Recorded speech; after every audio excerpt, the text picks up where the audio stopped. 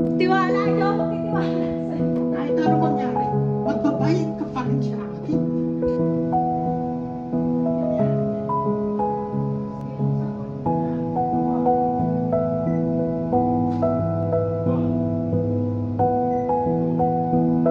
Last time nabanggit ko sa video namin na meron kaming photoshoot that night. And gusto ko lang i-share dahil it's amazing to feel na makatagpo ng isang tao na pareho ng passion mo.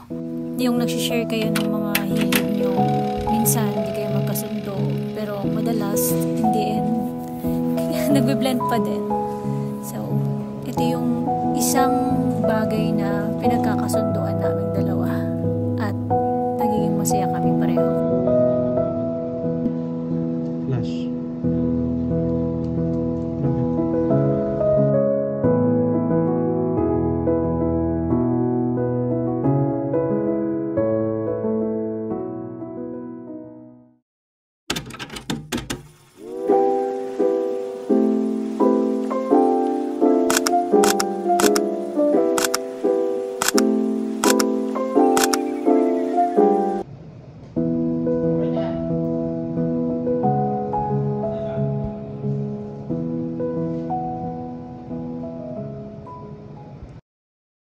Ayun nyo, mabait kaya nyo.